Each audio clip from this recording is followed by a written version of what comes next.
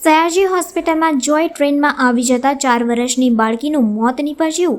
વડોદરા શહેરમાં આવેલા સયાજીબાગ ખાતે જંબુસરનો પઠાણ પરિવાર ફરવા માટે આવ્યો હતો। આ પરિવારમાં 4 વર્ષની દીકરી ખતીજા પઠાણ પણ આવી હતી। તેઓ સયાજીબાગમાં ફરી રહ્યા હતા તે વેળાએ સયાજીબાગ જોય ટ્રેન ખાતે દુર્ઘટના સર્જાઈ હતી, જેમાં ખતીજા પઠાણને ગંભીર ઈજા થતાં તેને સારવાર અર્થે વડોદરાની સરકારી સયાજી હોસ્પિટલમાં ખસેડવામાં આવી હતી। જો કે સારવાર દરમિયાન તે જિંદગીનો જંગ હારી ગઈ હતી અને તેમનું દુઃખદ અવસાન થયું હતું। પરિવારની આ 4 વર્ષની દીકરીનું અવસાન થયું હોવાની જાણ પરિવારને થતાં પરિવાર શોકમગ્ન થઈ ગયું હતું। હોસ્પિટલ ખાતે જ પરિવારે આક્રંદ વ્યક્ત કર્યો હતો।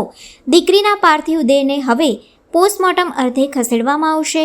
પોલીસ સમગ્ર મામલાની તપાસ હાથ ધરશે। જો કે પરિવારજનોના આક્ષેપ છે કે ડ્રાઈવરે જોય ટ્રેન ન રોકતા દીકરીનો જીવ ગયો હોવાની માહિતી સામે આવી છે।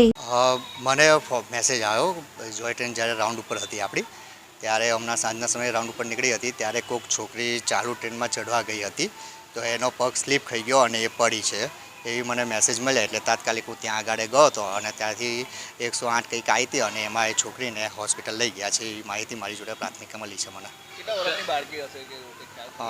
એ પાક્કો મને અંદાજો નથી, પણ કદાચ 7-8 વર્ષની બાળકી હશે। નહીં, એ વિશે હજુ મને પાકી માહિતી નથી મળી, પણ પ્રાથમિક માહિતી મારી જોડે આ રીતની આવી છે। હા, તે અત્યારે અમે હવે જોઈ રહ્યા છે, એની તપાસ કરી રહ્યા છે કે શું સિચ્યુએશન બની છે, પણ હાલમાં હવે એની તપાસ ચાલુ છે અમારે। હા, એ અમારો પાયલોટ હતો, એ ચલાવતો હતો અને એ અત્યારે આવશે પછી ખ્યાલ આવશે